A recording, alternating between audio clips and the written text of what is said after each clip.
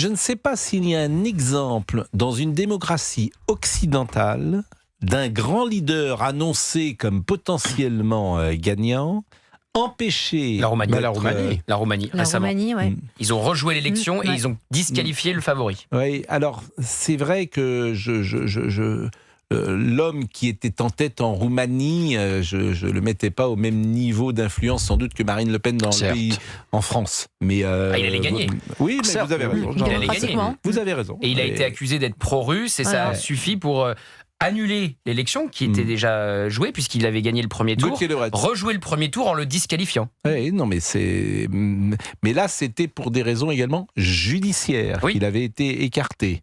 Hein. Sur le volet de la Russie. On avait dit que c'était un agent de Moscou. Bon, en tout cas, je crois que François-Xavier Bellamy s'est exprimé ce week-end. Il a dit que quand une décision de justice concerne précisément un leader qui est annoncé comme potentiellement gagnant, il faut que la justice, qu'il n'y ait aucune possibilité de doute sur la décision de la justice. Bon, après, non, mais là, il y a un doute, parce qu'une fois de plus, on se retrouve face à la situation que l'on connaît bien, c'est-à-dire que François Bayrou, avec les mêmes problèmes, n'a pas été poursuivi, condamné, etc. Donc, il a été poursuivi, il a pas condamné. Il y a appel, l'appel n'a pas été fait. Et au niveau de la France insoumise, on attend toujours là aussi qu'il se passe quelque chose au niveau de la justice quand même. On rappelle ce qu'on reproche au Rassemblement national. Alors, c'est une affaire qui a plus de 15 ans, je crois. Mais c'est d'avoir utilisé... il y a plus de 15 ans. Hein. C'est d'avoir utilisé de l'argent public, donc l'argent européen, pour financer des assistants parlementaires du parti pour voilà.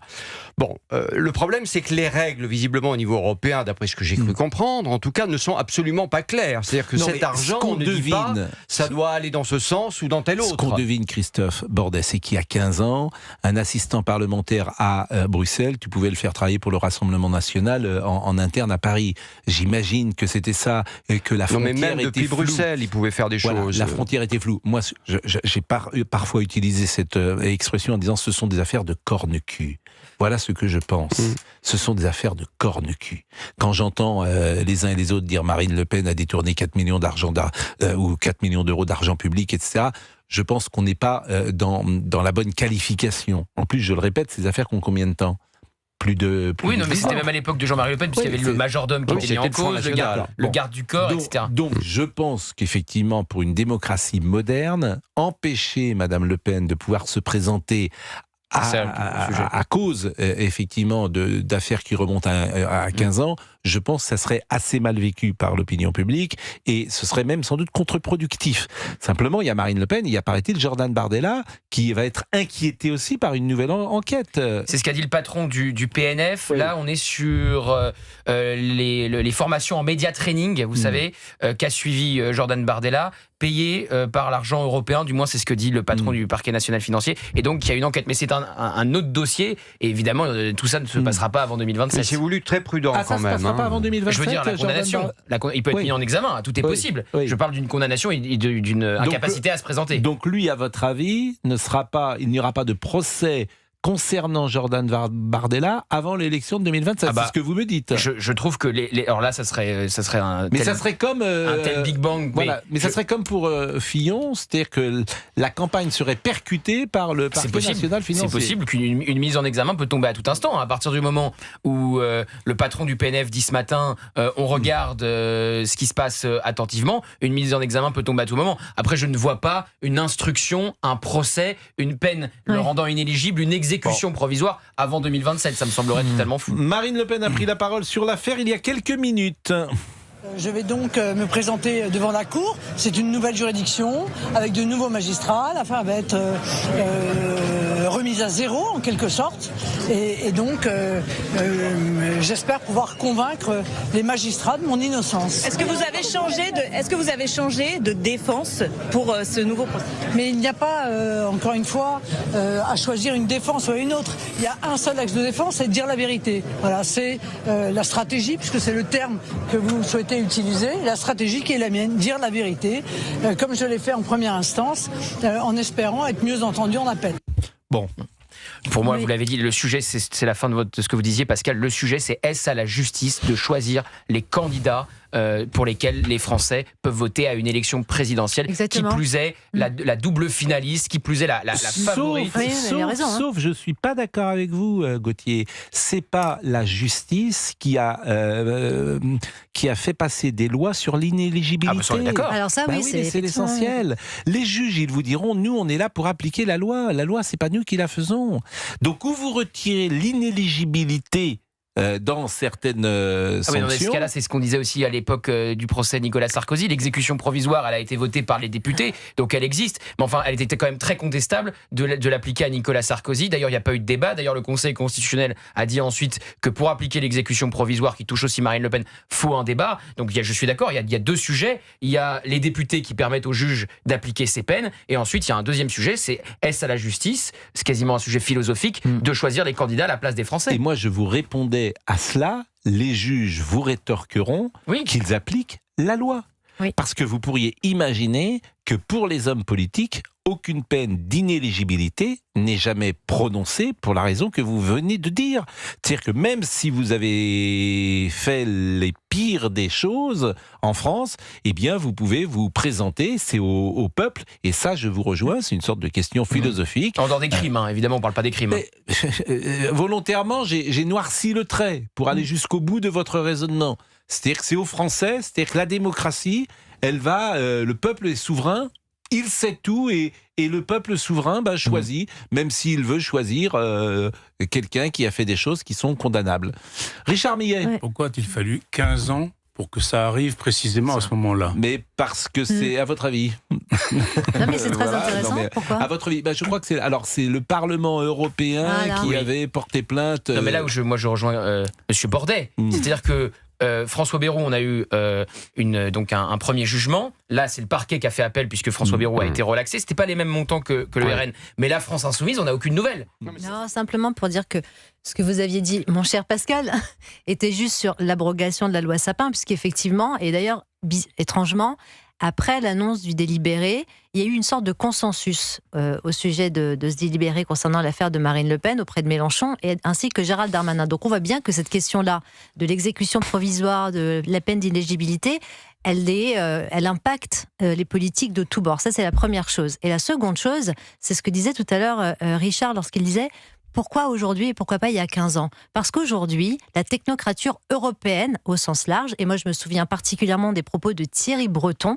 qui ressentait une percée, une montée de l'extrême droite, qui avait prétendument expliqué que c'était du fait des ingérences d'Elon Musk dans les affaires allemandes, parce que à l'époque, Tommy Robinson a été très médiatisé par Elon Musk sur Twitter, concernant l'affaire des grooming gangs. Donc il y a aussi aujourd'hui une peur, je crois, de la technocrature européenne, d'un soulèvement des peuples vis-à-vis justement des courants politiques de droite. Jordan Bardella, on lui a posé la question, est-ce que vous avez l'étoffe pour 2027? Écoutez la réponse de Jordan Bardella. Est-ce que vous avez l'étoffe, vous, monsieur Jordan Bardella, pour 2027? Madame, pardon, mais ça c'est les Français qui jugeront. Qui a l'étoffe d'être Premier ministre, qui a l'étoffe d'être maire, qui a l'étoffe d'être parlementaire, qui a l'étoffe d'être présidente de la République. Ça, c'est les Français qui jugeront. Mais je m'étonne effectivement de voir un certain nombre de responsables politiques faire comme s'ils n'avaient aucune responsabilité dans la situation actuelle. Et je pense que les Français jugeront très sévèrement, ce qui relève, me concernant bien souvent, d'un mépris de classe et d'un mépris social. Oui, de la part de gens qui considèrent que parce qu'on n'a pas fait les grandes écoles, on ne devrait pas pouvoir exercer des responsabilités ou être à la tête d'un gouvernement. Il y a beaucoup de Français dans notre pays qui n'ont pas fait l'ENA et qui ont réussi, oui, qui sont peut-être de grands journalistes, qui sont de grands chefs d'entreprise, qui sont des gens qui ont réussi et qui n'ont pas fait l'ENA. Bon. Le moins qu'on puisse dire est qu'encore une fois, le bilan des gens qui se sont partagés le pouvoir depuis 30 ans n'est pas fameux. Donc ce sont les Français qui jugeront.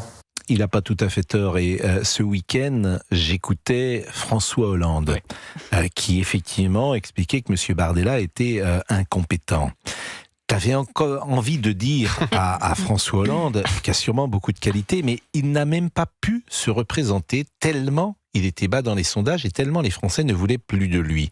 Ça n'enlève rien à son intelligence, qui est grande, et ça n'enlève rien non plus à son humour, sans doute.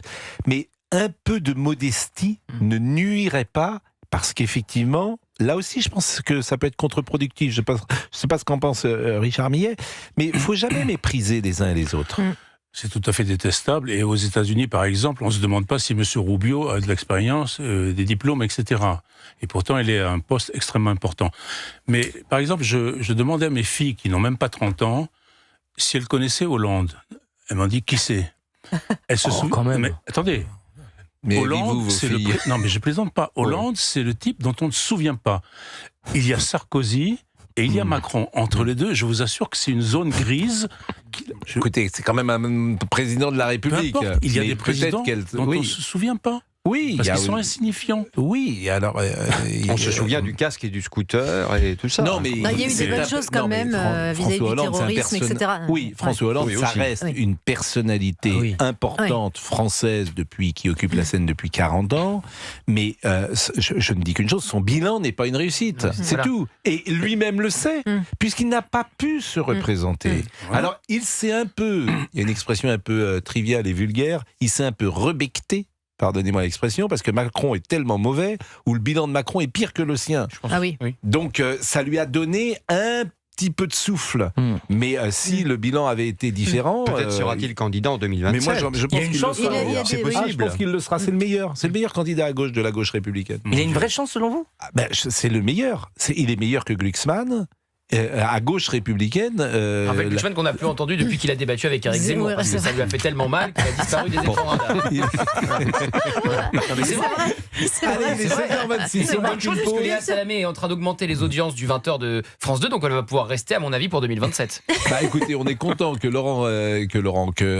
Léa Salamé augmente. Vous êtes sûr de ça? Elle a augmenté ses audiences par rapport à son début de saison. Effectivement, elle est autour de 4 millions. Donc, il y en a un qui réussit mieux que l'autre. Il faut mieux que ça soit lui qui reste en poste. Bon, on termine avec le président du Rassemblement national, Jordan Bardella. Je vous disais qu'il était attaqué, et c'est vrai qu'il est attaqué à la fois sur son âge, sur sa compétence, et que ceux qui l'attaquent pourraient faire preuve parfois de modestie, parce que les résultats n'ont pas toujours été au rendez-vous. Et je pense à François Hollande, qui, le pauvre, n'a pas pu se représenter à l'issue de son premier mandat. Donc écoutez ce que disait Monsieur Hollande ce week-end. C'était sur l'antenne, je crois, de France Inter ou de France Info. France Inter.